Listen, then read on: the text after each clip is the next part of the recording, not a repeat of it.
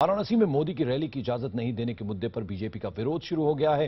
वाराणसी और उधर दिल्ली में बीजेपी के तमाम बड़े नेता सड़कों पर उतर आए हैं। बनारस में अरुण जेटली और अमित शाह के नेतृत्व में बीजेपी के कार्यकर्ता बीएचयू गेट के बाहर धरना दे रहे हैं, तो वहीं दिल्ली में बीजेपी नेता रविशंकर प्रसाद, हर्षवर्धन, वेंकैया नायडू समेत सैकड़ों कार्यकर्ता मार्च निकाल रहे हैं। बीजेपी का यह मार्च चुनाव आयोग के दफ्तर तक जाएगा, जहां वो धरना देंगे और चुनाव आयोग को ज्ञापन सौंपेंगे। बीजेपी की मांग है कि चुनाव आयोग वाराणसी के रिटर्निंग अफसर के खिलाफ कार्रवाई करे। बीजेपी का यह भी आरोप है कि चुनाव आयोग दबाव में कार्रवाई कर रहा है। वाराणसी और दिल्ली दोनों ही जगहों पर सुरक्षा के पुख्ता इंतजाम किए गए हैं। आपको बता दें कि आज दोपहर 3 बजे के करीब मोदी वाराणसी पहुंचेंगे। तस्वीरें आप देख रहे हैं। जबरदस्त तरीके से विरोध बीजेपी कर रही है। एक तस्वीर में आप देख रहे हैं कि वाराणसी की तस्वीर है, जहां बीएचयू के गेट के बाहर प्रदर्शन हो रहा है, तो वहीं दिल्ली में इलेक्शन कमीशन के दफ्तर तक पहुंचने की कोशिश में बीजेपी के कार्यकर्ता और तमाम बड़े नेता भी सड़कों पर उतर आए।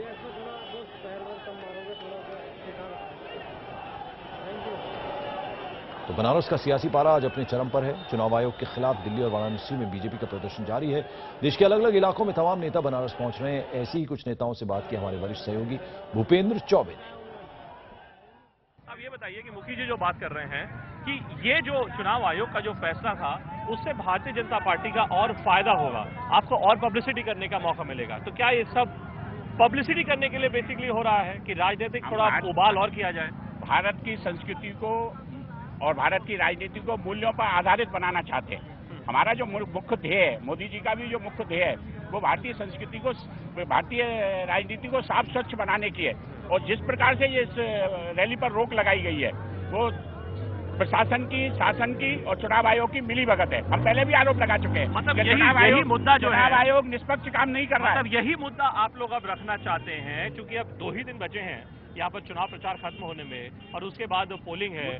आपको हमारा नहीं है, कुल मिला जुलाकर हमारा नहीं है, ये तो हमारी मजबूरी है। मुद्दा तो सुशासन का है, मुद्दा विकास का है, परंतु मुद्दा सुशासन का है, रैली रखी थी, नहीं करने दी जा रही। मुद्दा ये है, मुद्दा ये नहीं हम प्रोटेस्ट कर रहे हैं। This is our reaction.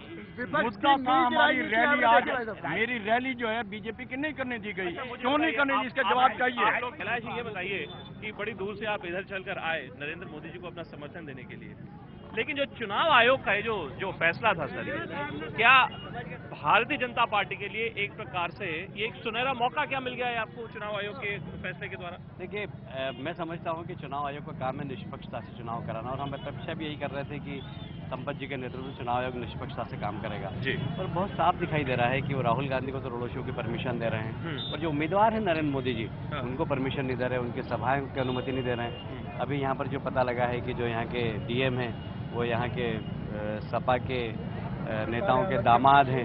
अब कुल मिलाकर कहने का तात्पर्य ये है कि यहाँ पर दामादगिरी चलेगी, उधर राहुल वाड्रा की दामादगिरी चलते, इधर यहाँ मतलब ये कि जो रिटर्निंग ऑफिसर है आपका सीधा साधा अब चार्ज आप ये लगा रहे हैं कि रिटर्निंग ऑफिसर चुनाव आयोग की बात नहीं, वो लोकल एडमिनिस्ट्रेशन, लोकल पॉलिटिशियंस की बात सुन रहे हैं। मेरा तो साफ आरोप है कि उत्तर प्रदेश के अंदर मुलायम सिंह और कांग्रेस दोनों गठबंधन मिलकर किसी भी प्रकार से पोलिंग बूथ पे कब्जा कर चुनाव जीतना चाहते हैं। कल मुझे जानकारी मिली, अमेठी में हमारे कार्यकर्ता थे, उन्होंने बताया कि राहुल गांधी के क्षेत्र में भी कुछ पोलिंग स्टेशनों पर कब्जा किया गया। तो मुलायम सिंह और कांग्रेस का गठबंधन यहाँ पर अवैधानिक तरीके से पोलिंग बूथ पे कब्जा कर रहा है और चुनाव जीतना चाहता है।